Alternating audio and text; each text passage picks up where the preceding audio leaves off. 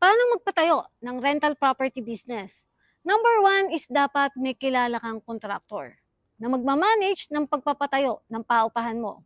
Kailangan mo rin dyan ng architect na magdi-design kung anong itsura ng rental mo. Katulad nitong sa akin, may architect ako dyan.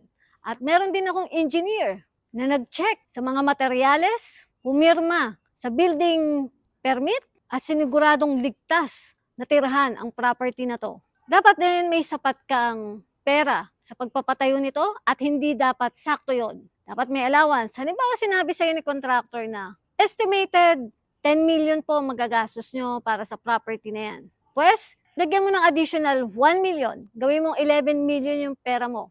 At least, may pasobra. Kasi nga, yung mga materyales at labor cost, tumataas yan. Saka, sabi lang naman ni contractor, estimated. At usually, pag estimated, mas mataas talaga yung totoong magagastos mo. And then kung OFW ka, wala ka dito sa Pilipinas, pinapatayo mo yung rental property business mo, dapat may tao kang mapapagkatiwalaan dito na mag-check ng unit na pinapagawa mo para siguraduhin maayos yung pagkakagawa nito. Hindi ka nadadaya sa materyales kasi pwede ka manakawan ng mga materyales pag wala nagbabantay. Madaling nakawin.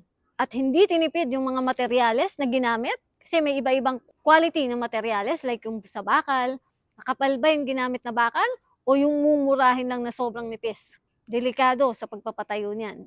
At para mabantayan din yung mga gumagawa, lalo na kung arawan ang pagpapagawa mo.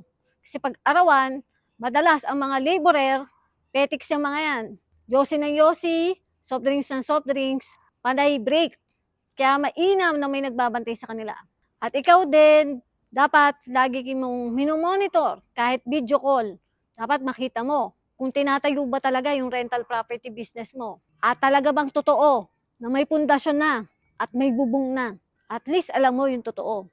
Bibisitahin mo rin kung nandito ka sa Pilipinas para ma-check mo kung maayos ba yung pagkakagawa. I will suggest para magkaroon ka ng peace of mind, kumuha ka ng contractor na kumpanya, may construction company, para may maayos kayong kontrata sa pagpapatayo. May resibo din yan. Lalo na kung negosyante ka, maliles mo yun sa expenses ng negosyo mo at napakalaking bagay nun. Hindi madali ang magpatayo ng property. Nakaka-stress talaga to. Ganun talaga. Pero pag natapos na to, ang sarap sa feeling na may na-accomplish ka. Kaya huwag mong susukuan ang pinapangarap mong paupahan. Siya nga pala si Len Hagoba. Owner ako ng mga rental property business dito sa Lucena City. Ang business ko nga pala ay Len Transient House.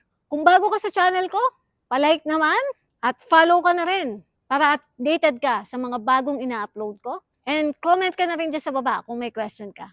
See you on my next vlog.